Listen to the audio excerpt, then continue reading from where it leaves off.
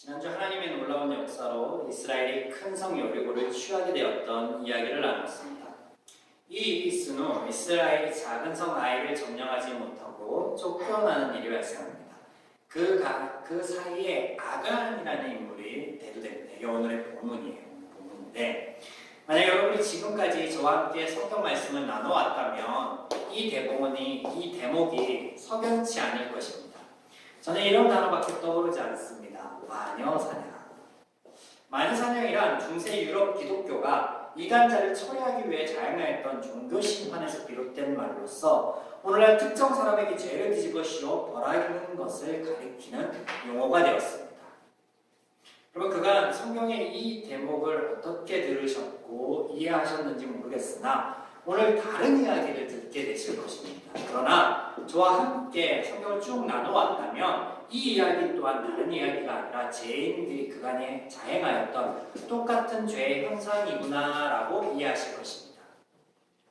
여호수아 7장은 하나님의 진노하심으로 시작하여 그 진노가 식었다, 그 진노가 마쳤다라고 끝냈는데 실제 7장 1절과 끝자리 26절에 이를 히브리어 분사로 표현하고 있습니다.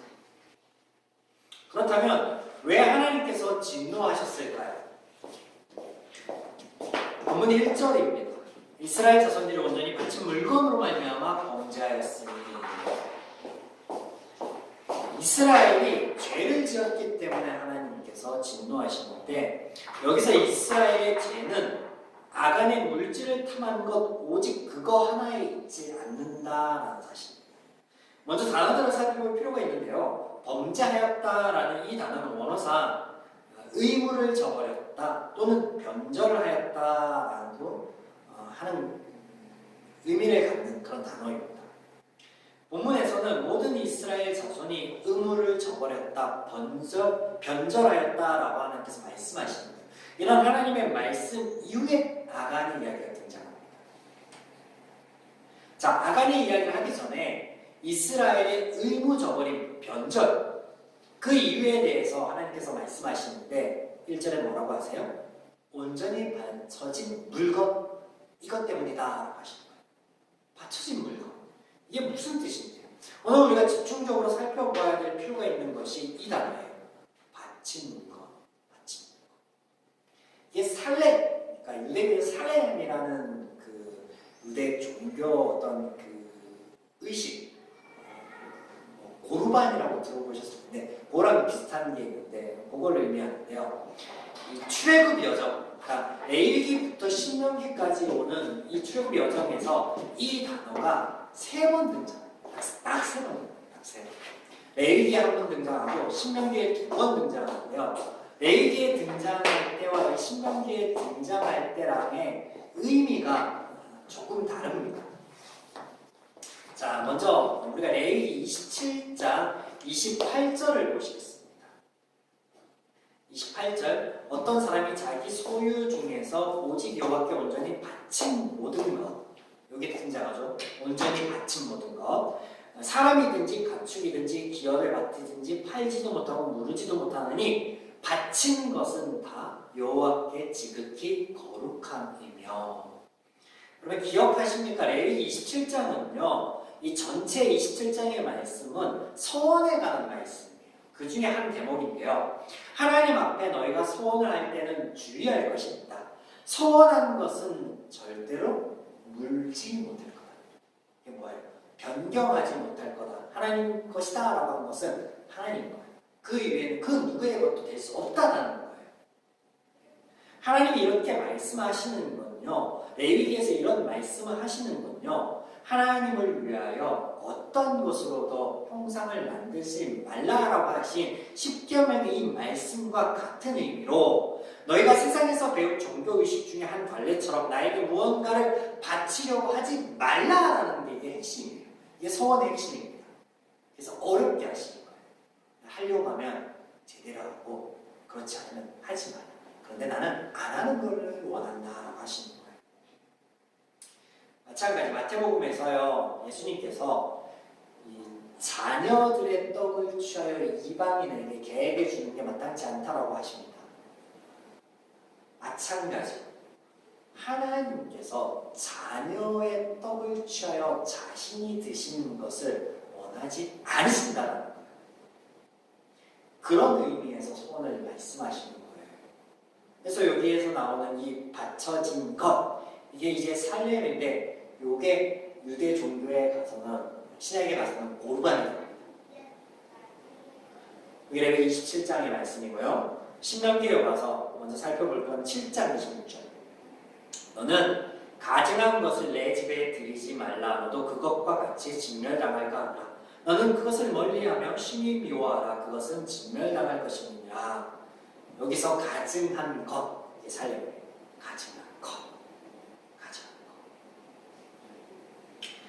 이 말씀은 출애굽 2세들에게 모세 입을 통하여 가나안의 발을 들이기 전에 직전에 하신 말씀으로, 앞으로 너희가 치르게 될 전투에서 너희는 이방 민족을 두려워하지 말고 너희를 위하여 싸울 하나님을 바라보아라. 또한 이집트에서 하나님의 역사를 기억하라. 그 역사가 반복하여 이루어질 것이다 라고 하신 말씀과 더불어서 하신 말씀인데, 가나안 민족을 두려워하지 않을 뿐더러 그들이 섬기는 헛된 우상에 빠지지 말라는 말씀. 그래서 여기서 가증한 것은 그 어떠한 것도 가까이 하지 말고 멸하라라는 뜻에서 진멸을 말씀하세요. 진멸. 여기서 사용된 단어 가증한 것이 바친 물건이라는 동의어라. 다음으로 살펴볼 게 신명기 13장인데요. 13장 12절부터 18절. 이건 좀 읽어볼 필요가 있는데 제가 한번 읽어드리겠습니다. 내 하나님 여호와께서 내게 주어 거주하게 하신 한 성읍에 소문이 들리기를, 너희 중에 어떤 불량배가 일어나서 그 성읍 주민을 유혹하여 이르기를, 너희가 알지 못하던 다른 신을 우리가 섬기자 한다 하거든 너는 자세히 묻고 살펴보아서 이런 가증한 일이 너희 가운데 있었는지 확실한 사실로 드러난다면 너는 마땅히 그 성읍 주민을 칼날로 죽이고 그 성읍과 그 가운데 거주하는 모든 것과 가축을 칼날로 진멸하고 또 그 속에서 빼앗아 차지한 물건을 다 거리에 모아서 그 성읍 그 탈취물들을 전부 불살라라. 내 하나님 여호와께 드릴지니 그 성읍은 영구히 폐허가 되고 다시는 건축되지 아니할 것이라. 너는 이 진멸한 물건을 조금도 내 손에 대지 말라. 그러면 여호와께서 그의 진노를 그치시고 너를 긍휼히 여기시고 자비를 더하사 내 조상에게 맹세하신 것 같이 너를 번성하게 하실 것이라. 내가 만일 내 하나님 여호와의 말씀을 듣고 오늘 내가 명령한 그 모든 명령을 지키면 내 하나님 목전에서 정직히 행할 것이다. 자 보세요. 여기에서 말하는 가증한 것, 이게 바친 물건. 자 다시 본문으로 돌아가. 하나님께서 이스라엘의 변절이 이 바친 물건 때문이다 라고 하는데, 이 바칠 물건은 즉 가증한 물건들인데, 이 가증한 물건은요 그냥 단순한 아름다운 옷과 귀한 은 한 덩어리가 아니라는 거예요. 이방 종교와 비롯된 종교와 관련된 물품들이라는 거예요. 신명기에 보면요, 예수님 하나님께서 이런 말씀하세요. 너희가 내가 주어 차지하게 될 성읍 그 땅에 들어가서 거기에 우상들이 발견되고 제단들이 발견될 건데 그것에 입혀진 금, 동, 철 각종 보석들을 귀한 것으로 여기지 말고 싹 다 없애버려라. 불살라버려라 라고 말씀하세요. 그거예요. 사실 이 물건들이 아간이 챙긴 거지만 여호수아의 말에서부터 시작되었습니다. 6장 18절 19절.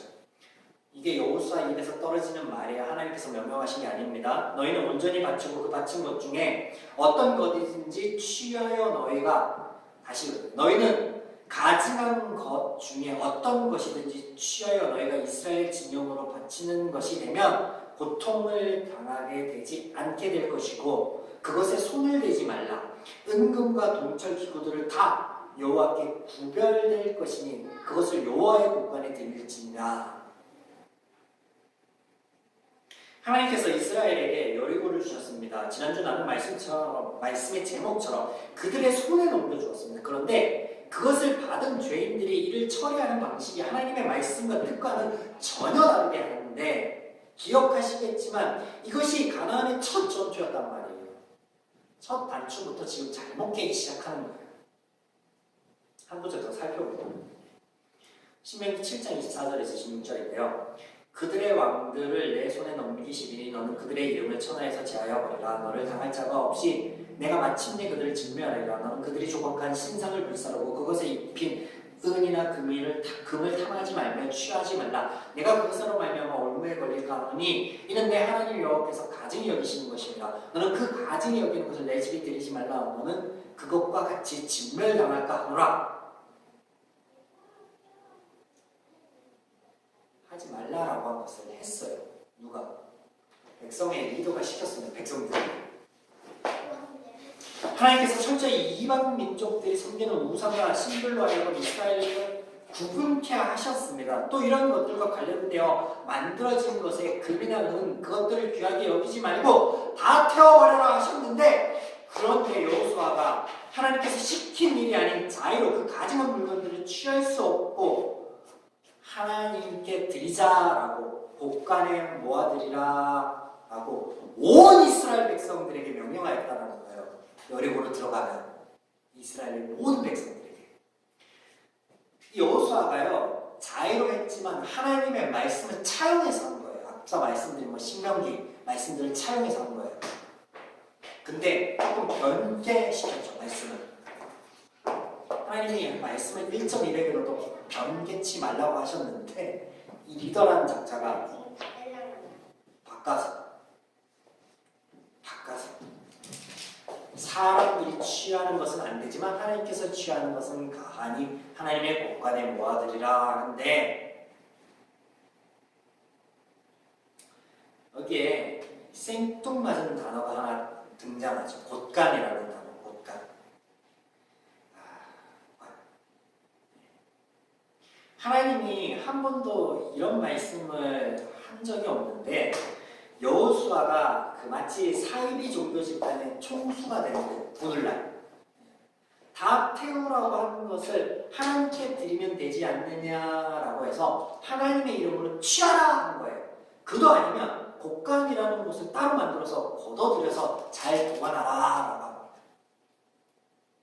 하나님께서 여기 여호수아에게 등장케 한 이 곡간이라는 말을 사용을 하셨는데 언제 사용하였냐면요, 이스라엘을 축복할 때 사용하셨습니다. 신명기 28장 12절에 여호와께서 너를 위하여 하늘의 아름다운 곡간, 우리말에는 보고라고 쓰여 있습니다. 보고를 여시사 내 땅에 때를 따라 비를 내리시고 내 손에 하는 모든 일에 복을 주시리니 내가 많은 민족들에게 꾸어줄지라도 너는 꾸지 아니할 것이라.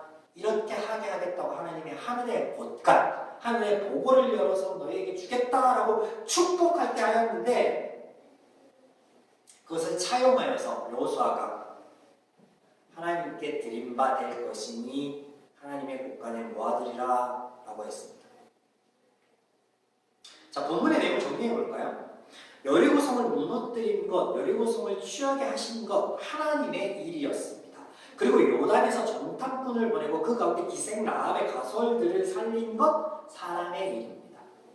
하나님께서 그들 이스라엘 손에 여리고를 넘겨주셨습니다. 이스라엘은 그 모든 것을 취하고 가질 권리가 있습니다. 그러나 그중 오직 한 가지 해서는 안 될 것, 취해서는 안 될 것이 있는데 그것이 무엇이냐면 가증한 거예요. 종교와 관련된 것이었습니다.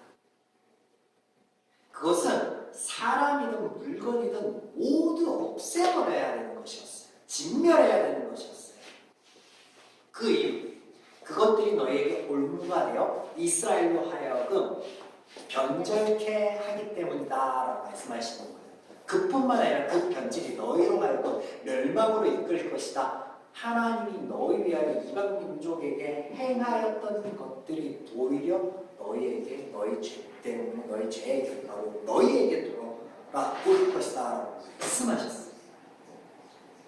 하나님께서 이 모든 것을요 몇 차례에 걸쳐서 말씀하셨어요. 레위기, 민수기, 신명기를 통해서. 그런데 이스라엘 리더라는 자가 하나님께서 맡기신 이 일을 잘 처리하지 못하고 알아듣지 못하였습니다.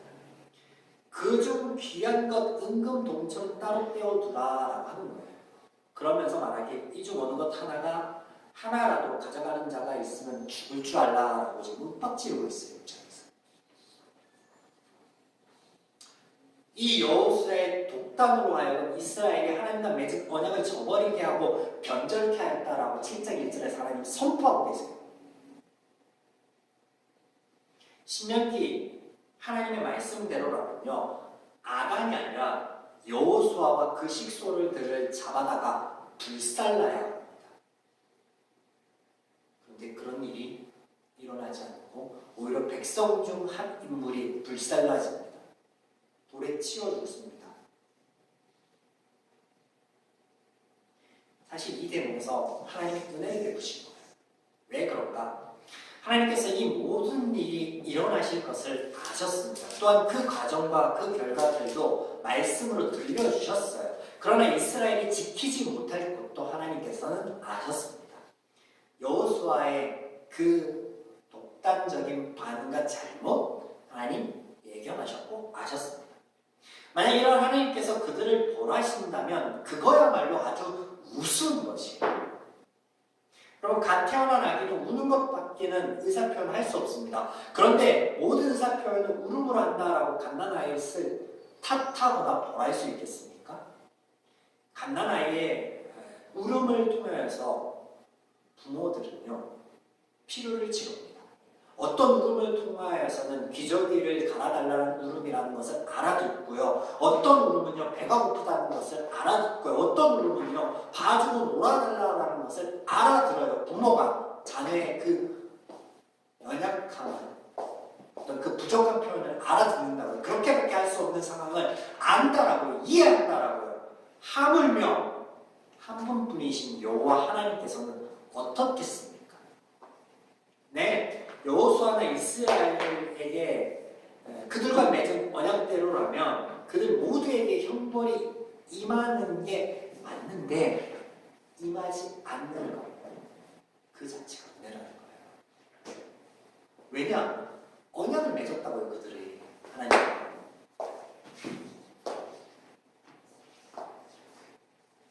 다만 이 일을 통해서 하나님이 알려주시는 거예요. 그들의 상황과 그들의 죄악. 그런데 그렇게 알려줘도 그들은 못 알아듣습니다.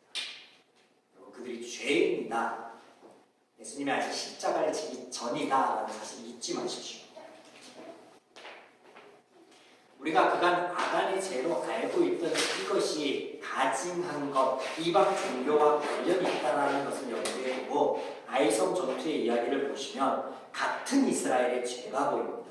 하나님께서 가나안 민족들의 마음을 얼음 녹이듯이 무너지게 하셨습니다. 하나님께서 이스라엘로 하여금 가나안을 취할 수 있도록 아브라함과 하신 약속을 신실하게 지키시는데 그들이 첫 전투에서 아무것도 한 것 없이 자고하여 아이성을 깔고 옵니다. 저 정도야 우리가 그냥 취할 수 있는 게 아닌가 스스로 판단하여 하나님께 묻지도 않고 나아가서 두들겨 맞고 오고서는 하나님을 탓합니다. 그 결과 하나님이 이방 민족에게 이루어지게 한 결과가 이스라엘에게 많은 거예요. 이스라엘의 마음이 녹아내렸다, 무너졌다라고 본문에서 표현합니다. 그들이 그들의 방패와 창이신 하나님을 버리면 그들은 그 작은 성 하나조차 취하지 못하는 거예요.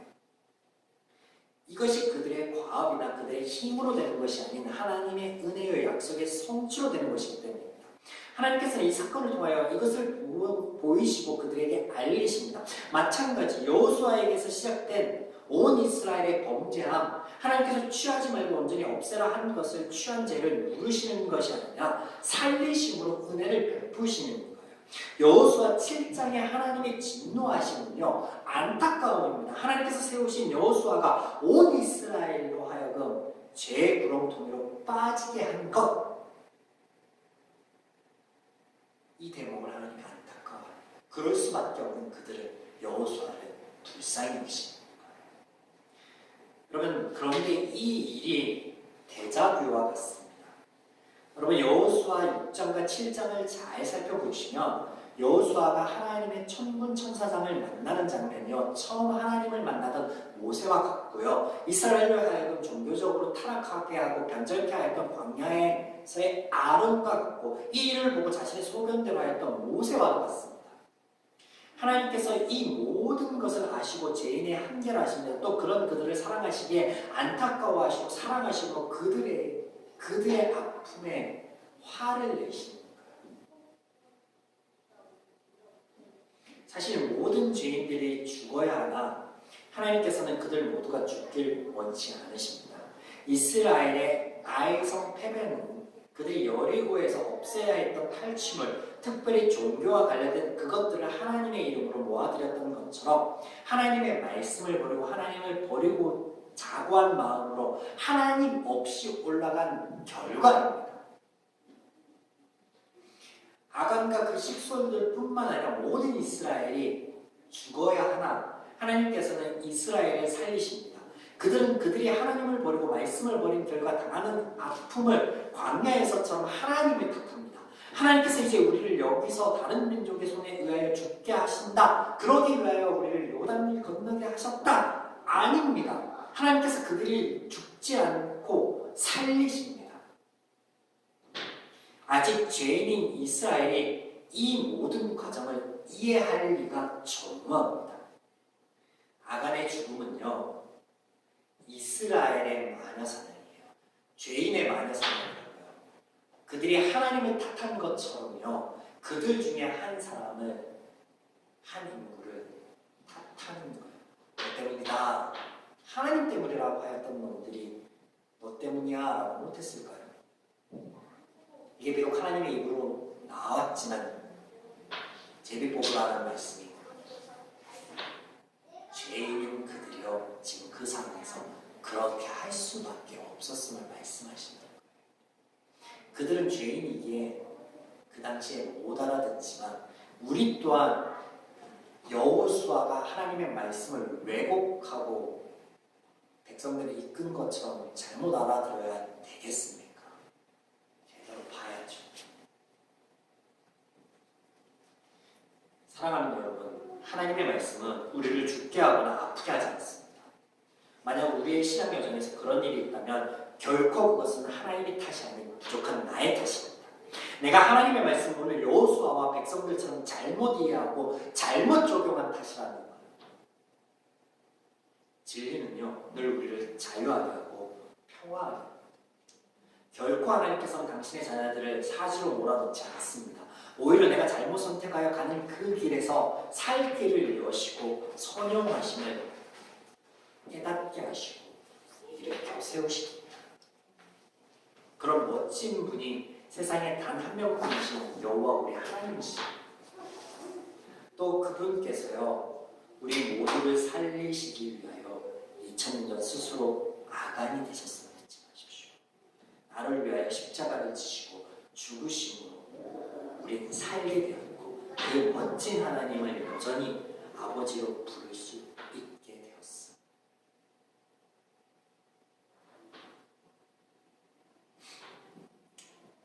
여러분, 오늘 죄인이어서 그럴 수밖에 없었던 여호수아와 백성들의 어리석음을 삶에서 반복하는, 그리하여 하나님의 잘못된 상을 삶에 세워가고 하나님의 말씀을 올 이해하는 부족한 그런 자들 아니기를 주님의 이름으로 축원합니다. 또한 이러한 말씀 안에서 우리가 하나님과 동행할 때 우리를 위하여 역사하시고 수고하시고